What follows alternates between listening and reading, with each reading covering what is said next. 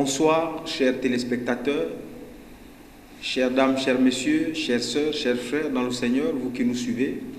Merci de nous recevoir une fois de plus chez vous, dans le cadre, cette fois-ci, de l'émission Lumière, Lumière. Nous sommes invités ce soir pour débattre d'une thématique qui s'affiche au bas de votre poste téléviseur, Église, propriété de Jésus ou de l'homme. Nous répondons tout simplement à cette invitation pour donner le point de vue biblique de cette thématique. Et tout au long de cette émission, à la lumière des Écritures, nous aurons à démontrer si l'Église aujourd'hui est la propriété d'un homme ou celle du Seigneur Jésus-Christ lui-même. Donc nous allons définir qu'est-ce qu'est l'Église et comprendre à la lumière des Écritures si cette Église, depuis son commencement jusqu'à aujourd'hui, est gérée ou est dirigée par Jésus-Christ ou par des hommes. Je vais laisser la parole à mon frère parfait qui est à ma gauche, qui a certainement quelque chose à dire par rapport à cette thématique, Église, propriété de Jésus ou celle d'un homme. Bonsoir frère parfait. Bonsoir frère Olivier. Je te bénis encore ce soir pour cette émission. Excusez-moi pour l'émission Lumière, Lumière qui veut seulement mettre la lumière sur ce qui concerne l'institution divine en ces temps de la fin sur la terre. La seule institution de Dieu sur la terre actuellement, c'est l'Église. Amen. Et nous devions connaître l'origine de l'Église. Quand tout le monde parle de l'Église, nous parlons de la maison de Dieu. Et quand on parle de la maison de Dieu, il faut qu'on retrouve ça dans la parole de Dieu, qui est le Père fondateur de l'Église. Et Jésus, en venant sur la terre, il avait toute une multitude de disciples tout autour de lui, mais il a posé une question à Pierre. L'un de ses disciples, il a posé la question, Pierre a dit, donnez la bonne réponse. Nous allons voir d'abord dans la Bible, dans Matthieu 16, au verset 16. D'où sort le mot Église pour la première fois dans la Bible? Matthieu 16, verset 16, verset 16 ou 19. On va commencer à 16 pour essayer de... Jésus, reprenant la parole, lui dit, tu es heureux Simon, fils de Jonas, car ce ne sont pas la chair et le sang qui t'ont révélé cela, mais c'est mon Père qui est dans les cieux. Et moi, je te dis que tu es Pierre, et que sur cette pierre, je bâtirai mon église, et que les portes du séjour des morts ne prévaudront point contre elle. Amen. Amen. Jésus dit à Pierre, tu es Pierre, mais si ce que tu as fait sortir en donnant la révélation de la personne de qui je suis, sur cette révélation, je bâtirai mon église. Donc, il y a l'église du Seigneur Jésus-Christ. Amen. Jésus a son église qui est bâtie sur ce qui est sorti de la bouche de Pierre. Et cette église a commencé quand? Le jour de la Pentecôte. L'église a commencé. Et la Bible nous dit, quiconque est membre de ce corps mystique de Christ, qui est une propriété privée de Jésus-Christ, si quelqu'un est membre de ce corps, il a pour chef le Seigneur Jésus-Christ. Ce n'est pas un homme qui est le patron, le créateur de l'église. C'est Jésus qui est le fondateur de l'église. Et il a dit, quiconque est édifié sur le fondement apostolique est membre du corps. Parce qu'il a confié la mission à Pierre, Pierre étant l'un de ses disciples. Mais parce que nous voulons aller jusqu'à Éden, nous allons bien décortiquer ce que c'est que l'église. Dieu, dans son plan divin, voulait habiter dans l'homme. C'est pourquoi il a créé un homme au nom d'Adam. Et il l'a mis dans le jardin d'Éden. Et Adam était le représentant de Dieu sur la terre. Comme aujourd'hui, l'Église est l'ambassade de Dieu sur la terre. Adam a failli à sa mission. Dieu cherche un processus de rachat. Il revient encore restaurer ce que Adam avait gaspillé. Il est revenu comme Christ Jésus Et il dit, bon, je vais restaurer tout ce que Adam avait gaspillé. Et il a construit son église en choisissant 12 personnes. Les 12 apôtres du Seigneur. Mais nous avions vu des préfigurations dans l'Ancien Testament. Dans l'ombre, Dieu voulait l'église homme, le temple de Dieu. Il a pris un homme au nom d'Abraham, qu'il a commencé par travailler avec Abraham. Abraham a fait Isaac, Isaac a fait Jacob. Jacob maintenant étant la troisième personne des gens que Dieu a choisi à partir d'Abraham, lui il a eu une vision. Cette vision c'était la vision de l'échelle. Et dans cette vision, il trouve une échelle qui descend, qui quitte la terre jusqu'au ciel. Et il voit les anges monter et descendre. Lui quand il a vu ça, Dieu parlait en haut, il a dit certainement en ce lieu, c'est la maison de Dieu. Et il a appelé ce lieu Bethel, que nous appelons maison de Dieu. C'était une préfiguration de ce que Dieu voulait. Dans la maison de Dieu, il y a des choses qu'on doit voir à la tête. Quand l'échelle a quitté, on a vu en haut, on n'a pas vu un homme. On a vu Dieu qui parlait. Et les anges montaient et descendaient. Ce n'est pas un homme qui est à la tête. Et quand le prophète Jacob a vu ça, il a dit certainement ce lieu-là s'appelle Bethel. Parce qu'il a vu Dieu en haut et non un homme. Dieu continue toujours dans son thématique pour voir comment revenir dans l'homme. Il demande à Moïse de construire un temple. Et là, il sera au milieu de son peuple. Il a travaillé avec Moïse dans le tabernacle. Après le tabernacle, il est rentré dans le temple. Après le temple, quand Jésus est venu, nous avions vu des synagogues, là où les gens se rassemblaient pour adorer Dieu, pour rencontrer Dieu. Et quand Jésus veut partir, il a dit, il a formé maintenant l'église comme maison de Dieu. Mais Paul, notre apôtre, est venu, lui, il a dit, votre corps est le temple du Saint-Esprit. Ça veut dire l'habitation de Dieu, c'est l'homme. Dieu veut habiter dans l'homme. L'homme est le temple de Dieu. L'homme est la maison de Dieu, là où Dieu veut résider. Et c'est Dieu qui doit commander dans ce temple.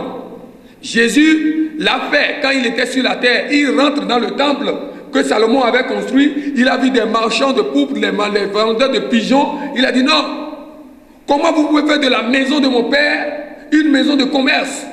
Il a pris le fouet, il a chassé tout le monde. Parce que cette maison est la propriété privée de Dieu. Et Paul est venu, il a dit dans Ephésiens 1, au verset 22, nous allons lire. Ephésiens 1, 22. Il a tout mis sous ses pieds, oui.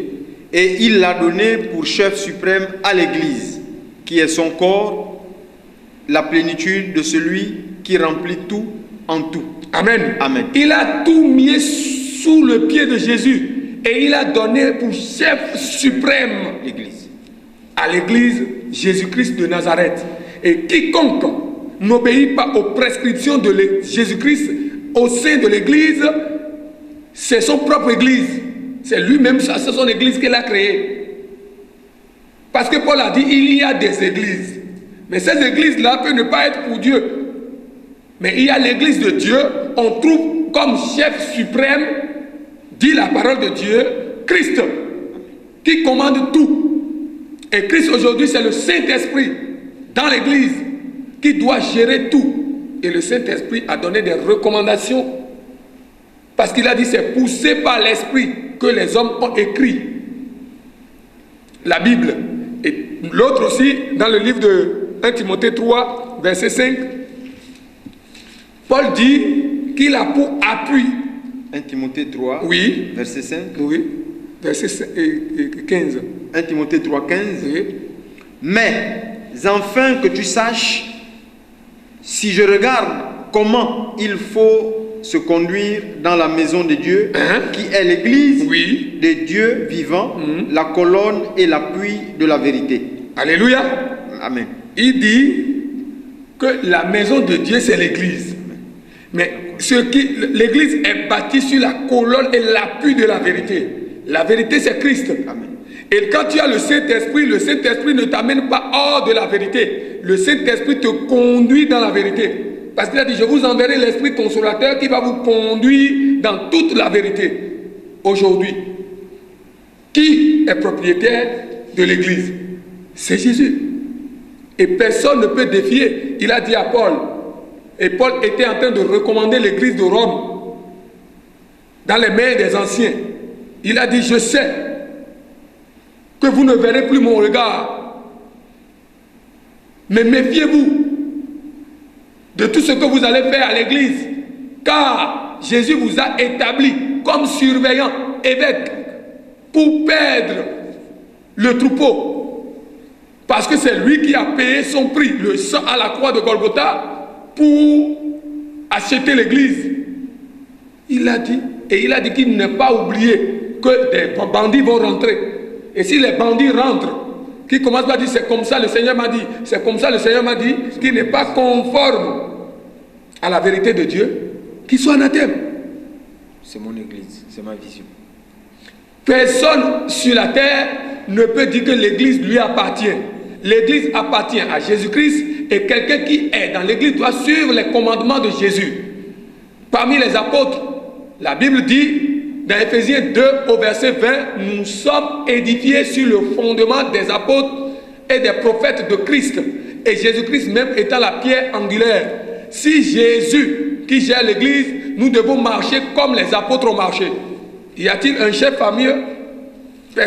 Par les Écritures, nous n'avions vu nulle part. Ils sont tous apôtres, mais des grâces différentes. Ils ont marché avec le Seigneur. Le Seigneur a donné des recommandations à 12 personnes et non à une seule personne. Ils étaient 12. C'est pourquoi Paul, en revenant, il a vu Pierre en train de faire quelque chose. Il a repris. Il a dit, oh, le maître ne nous a pas appris comme ça. Le maître a dit, c'est comme ça, c'est comme ça, c'est comme ça. Pierre n'a pas fait le bruit. Parce qu'il avait le Saint-Esprit, il avait l'Esprit de Dieu en lui. Donc l'église n'est pas gérée par un homme, mais c'est des hommes qui ont le Saint-Esprit, qui conduit par la vérité biblique, qui doivent orienter. Et on nous a donné comment marcher. Il y a l'ordre dans l'église. Mais nous voyons aujourd'hui des hommes à la tête de ces assemblées appelées églises, gérées avec soit sa femme ou ses collaborateurs. Est-ce là une église? Non, c'est la tour de Babel. La tour de Babel, c'est écrit dans le livre de Genèse 11. Les gens voulaient aussi fermer leur église. Mais nous avons dit dans Genèse 28, l'église que nous avons vu Jésus à la tête. Prenons la Bible. Genèse 28, verset 10.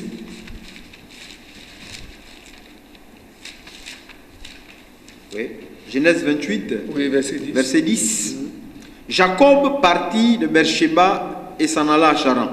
Il arriva dans un lieu où il passa la nuit, car le soleil était couché. Oui. Il y prit une pierre dont il fit son chevet, et il se coucha dans ce lieu-là. Il eut un songe, et voici une échelle était appuyée sur la terre, et son sommet touchait au ciel. Et voici les anges de Dieu montaient et descendaient par cette échelle. Et voici l'Éternel se tenait au-dessus d'elle. Et il dit, je suis l'Éternel, le Dieu d'Abraham ton père, et le Dieu d'Isaac. La terre sur laquelle tu es couché, je te la donnerai à toi et à ta postérité. Ta postérité sera comme la poussière de la terre. Tu t'étendras à l'Occident et à l'Orient, au septentrion et au Midi. Et toutes les familles de la terre seront bénies en toi et en ta postérité. Voici, je suis avec toi, je te regarderai partout où tu iras, et je te ramènerai dans ce pays, car je ne t'abandonnerai point. Je n'ai exécuté ce que je t'ai dit. Jacob s'éveilla de son sommeil et il dit, certainement l'Éternel est en ces lieux, et moi, je ne le savais pas. Il eut peur et dit que ce lieu est redoutable. C'est ici la maison de Dieu. Amen. Amen. Amen. Amen. Voilà ce que Jacob dit. Jacob, comme je te l'ai dit tout à l'heure, et qu'il a fait une vision et il a vu une échelle. Et en haut de l'échelle, il a vu Dieu. Et Dieu lui a dit, je suis le Dieu d'Abraham, d'Isaac, ton père. Il n'a pas vu un homme en haut, il a vu Dieu. Or, en haut, dans toute église, celui que nous devons voir, c'est Dieu. Ça veut dire c'est la parole. Car Dieu, au commencement, était la parole était avec Dieu et la parole était Dieu. Si dans une église, il n'y a pas la parole de la vérité, la parole de Jésus-Christ, vivante, ce que Jésus-Christ a prêché, ce que les apôtres ont prêché, c'est une église d'un homme. Et nous avons vu comment l'église d'un homme se fonctionne. Il y a Genèse 11, nous allons lire. Dans Genèse 11, il y avait un monsieur qu'on appelle Nimrod. Genèse 11. Oui, à partir du premier verset. Genèse 11, à partir du premier verset. Toute la terre avait une seule langue et les mêmes mots. Comme il était parti de l'Orient, il trouvait une plaine au pays des Chinéars et ils y habitèrent. Ils se dirent l'un à l'autre, allons, faisons des briques et cuisons-les au feu.